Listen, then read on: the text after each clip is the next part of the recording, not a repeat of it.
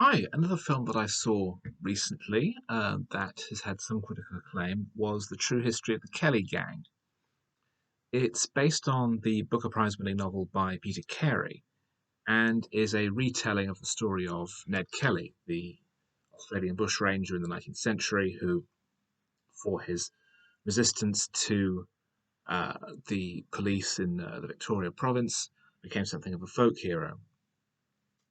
This version of the story has a more punk uh, anachronistic aesthetic to it.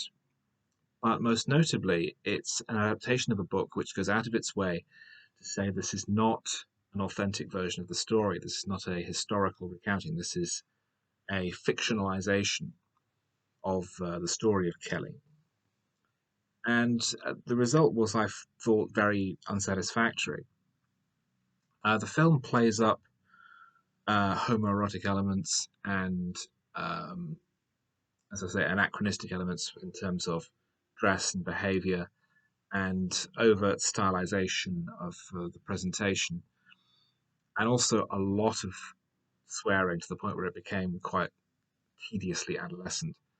Um, but is preoccupied with with trying to unravel the myth of Ned Kelly, which strikes me as something incredibly boring and cliche, particularly when the film is as boring as it is.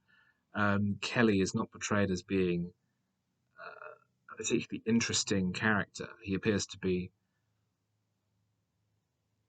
he's always at a remove. We're never given an insight into his psyche, into his motivation, which appears to just be a belief that as an Irish family in Australia, they're still being oppressed by the English and still oppressed by colonialism, which is not a particularly original or tremendously insightful comment. I mean, it might well be true, but that doesn't mean that it's not been thought of by hundreds of other people. Um, George MacKay is fairly committed as Ned Kelly. In the supporting cast, we have Essie Davis as his mother, with whom he has a very odd, toxic relationship, um, and a supporting appearance by Charlie Hunnam as a police officer and Russell Crowe as the bushranger who taught Kelly about living in the outback. As I say, it's a very stylized film, but the stylization is just there as an aesthetic. It doesn't lend anything particularly fresh or original. And the superficial nature of the writing is a big problem.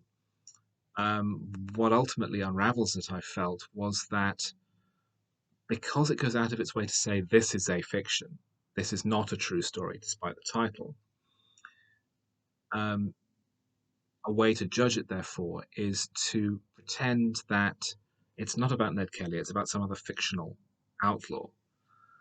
And so, with that in mind, does it tell us anything interesting or engaging or um, unusual or original about this outlaw? And the answer is no.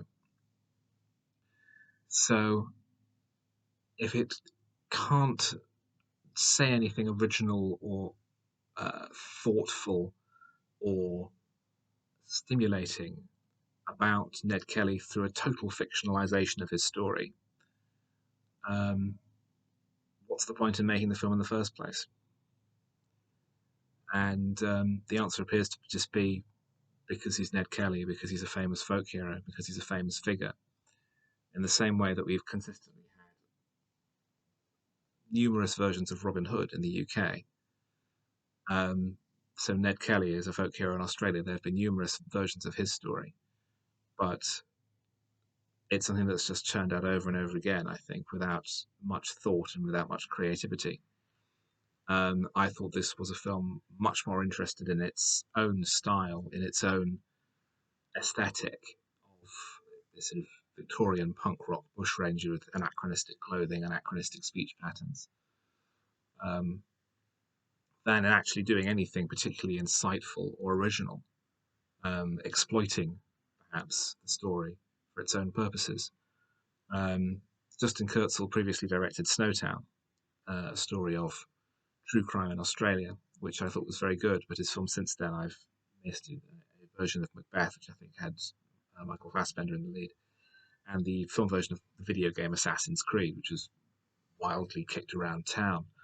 I think it's possible, based on his track record, that he might well be a one film wonder.